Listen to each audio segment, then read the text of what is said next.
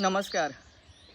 गेल्या कित्येक वर्ष झाले कापूस उत्पादक शेतकऱ्यांचा कपाशीचा योग्य मोबदला मिळण्यासाठी महाराष्ट्रातला कापूस उत्पादक शेतकरी बांधव हा सरकारकडे मोठ्या आशेने बघतोय.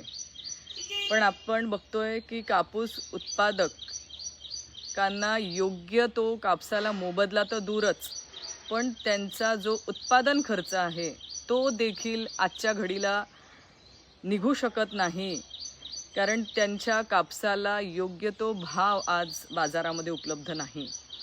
जे शेतकरी बांधव महाराष्ट्रातल्या सरकारकडे आशेने बघत होते की आमच्या कपाशीला योग्य तो मोबदला मिळावा, जर तुम्ही मोबदला देऊ शकत नसाल तर त्यांना अनुदान तरी जाहीर करावं.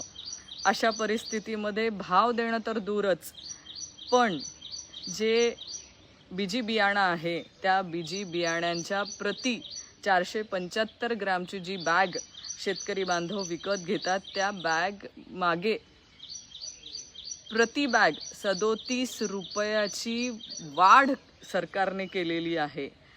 म्हणजे एका बाजूला तुम्ही कापूस उत्पादक शेतकरी बांधवांच्या कपाशीला भाव तर देऊ शकत नाहीत, त्यांचा उत्पादन खर्च देखील आज निघणं अशक्य झालेलं आहे.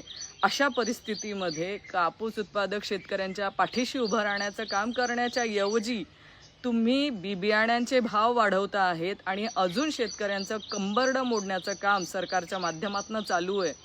आणि खरंच सरकारला शेतकरी बांधवांच्या प्रति थोडीशी तरी प्रेम आपुलकी आहे का, हा प्रश्न उत्पन्न व्हायला जागा आहे. कारण आज त्यांचं जे हक्काने पिकवलेलं पीक आहे त्याला मोबदला तर नाहीच, पण बियाणे असतील, खतं असतील, ह्या सगळ्या गोष्टींमध्ये जी भरमसाठ वाढ झालेली आहे त्यामध्ये शेतकरी बांधवांचं कंबरडं मोडून त्यांना आत्महत्येकडे प्रवृत्त करणारे हे सरकारचे निर्णय आहे असं म्हणायला वाव आहे. कारण आजही आपण बघितलं तर जळगाव, फक्त एकट्या जळगाव जिल्ह्यामध्ये गेल्या वर्षी 168 शेतकऱ्यांनी आत्महत्या केली आणि ह्या येत्या मागच्या 2 महिन्यांमध्ये जवळजवळ 40 शेतकऱ्यांनी आत्महत्या केल्याचा रेकॉर्ड आहे. म्हणजे तुम्ही शेतकरी बांधवांना आत्महत्या करायला प्रवृत्त करता आहात का? आणि जर अशी परिस्थिती असेल तर ह्या सरकारवरती मनुष्यवधाचा गुन्हा नोंद का करण्यात येऊ नये, हा आम्हा सगळ्यांना पडलेला प्रश्न आहे. सरकारला या निमित्ताने माझी विनंती आहे की सरकार म्हणून शेतकरी बांधवांच्या पाठीशी उभं राहण्याचं काम तुम्ही करावं.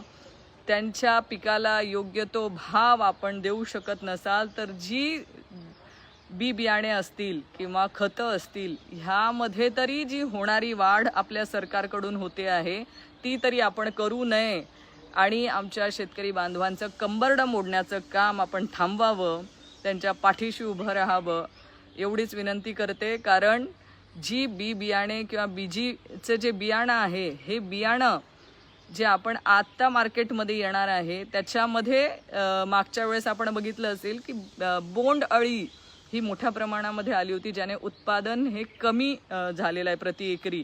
आणि अशा परिस्थितीमध्ये उलट BG3, BG4 असं ॲडव्हान्स बियाणं येण्याची शेतकरी बांधव अपेक्षा करत होते, पण असं न होता जे बियाणं आहे तेच तुम्ही महाग करून ठेवलंय.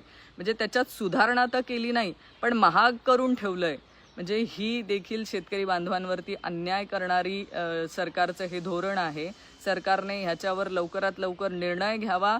बियाणं हे ॲडव्हान्स करून द्यावं. जे बीजीचं बियाणं आहे हे BG3, BG4 करून त्याच्यावरती संशोधन करून ज्याच्यावर बोंड अळीचा प्रादुर्भाव होणार नाही असं त्याच्यावर संशोधन करून ते ॲडव्हान्स बियाणं शेतकरी बांधवांना द्यावं, जेणेकरून उत्पादनामध्ये वाढ होईल, अशी अपेक्षा सरकारकडून करतो. धन्यवाद.